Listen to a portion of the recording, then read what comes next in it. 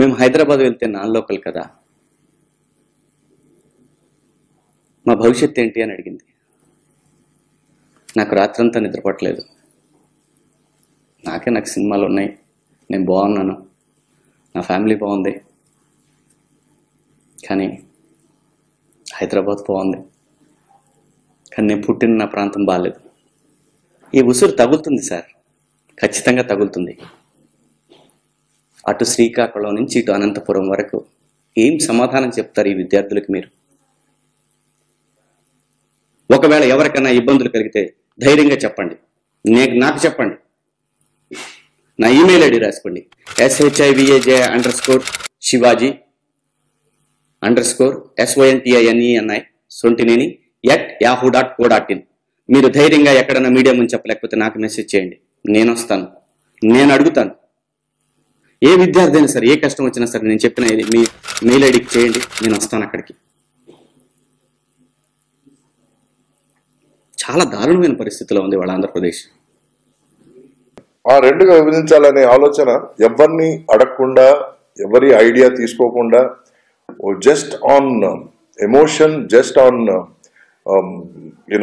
superficial revolts and one college coming into the fray and people trying to kill themselves.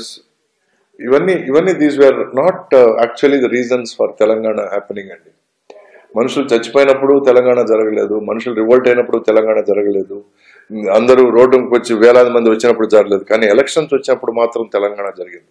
రోజు నుంచి మీ వేదన విన్నాం, చూస్తున్నాం. కానీ తెలుగువారంతా ఒకటి, తెలుగువారంతా విడిపోవద్దు, మనందరం అన్నదమ్ములు అని నువ్వు కలిసి ఉన్నావు అనుకున్నప్పుడు ఫిబ్రవరి 20 చలో అసెంబ్లీ కార్యక్రమంలో విద్యార్థుల్ని ఆపి లాఠీలతో కొడుతున్నప్పుడు మా యాదయ్య ఒంటి మీద నిప్పు పోసుకొని జై తెలంగాణ అంటూ మరణించాడే, అతనికి సంతాపంగా ఏ ఒక్క హీరో ఒక వీడియో పెట్టలేదుగా. పార్లమెంటు ఆవరణ ముందు తెలంగాణ కోసం ఊరేసుకున్న యాదిరెడ్డి చనిపోయాడే, అతడి సంతాపానికి కనీసం ఒక్క హీరో రాలేదుగా. లోక్సభలో తలుపులు మూసి తెలంగాణ బిల్లు పాస్ చేయించుకున్నాం. ఇది అప్రజాస్వామికం, ప్రజాస్వామ్యాన్ని నడి రోడ్డులో చంపారు అన్నావే జగన్మోహన్ రెడ్డి.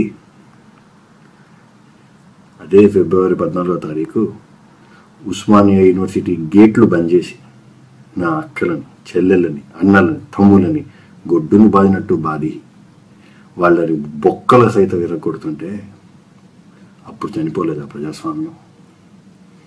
అప్పుడు చనిపోలేదా మానవత్వం? తెలంగాణలో సమైక్య రాదు. అశోక్ బాబు, హైదరాబాద్లో సమైక్య సభ ఎందుకు పెట్టావు? ఒక్క హైదరాబాద్ వస్తే చాలా నీకు? వరంగల్లో పెట్టవా? కరీంనగర్ వద్దా? ఖమ్మం వద్దా? ఆదిలాబాద్ వద్దా? ఎక్కడ ఒక్క చోట సమైక్య సభ పెట్టారా? ఒక సమైక్య జెండా నాటారా? హైదరాబాద్లో జగన్మోహన్ రెడ్డి పెట్టాడు. మేము తెలంగాణ సభలు కరీంనగర్లో పెట్టుకున్నాం, వరంగల్లో పెట్టుకున్నాం, ఖమ్మంలో పెట్టుకున్నాం, నిజామాబాద్లో పెట్టుకున్నాం, ఆదిలాబాద్లో పెట్టుకున్నాం, మెదక్లో పెట్టుకున్నాం, నల్లగొండలో పెట్టుకున్నాం, మహబూబ్నగర్లో పెట్టుకున్నాం. 10 జిల్లాల తెలంగాణలో మేము తెలంగాణ మూమెంట్ని పెట్టుకున్నాం, తెలంగాణ జెండాలను ఎగరవేసుకున్నాం. మీరు చేశారా? 23 జిల్లాల్లో సమైక్య జెండా ఎగరవేశారా? మీ సమైక్య ఉద్యమంలో మేము లేవు, మా జెండా లేదు, మా ఎజెండా లేదు, మా పండుగలు లేవు, మా వ్యక్తిత్వం లేదు, మా ఉనికి లేదు. ఎలా సమైక్యం అంటారు? సీమాంధ్ర ఉద్యమం సమైక్య ఉద్యమం కాదు.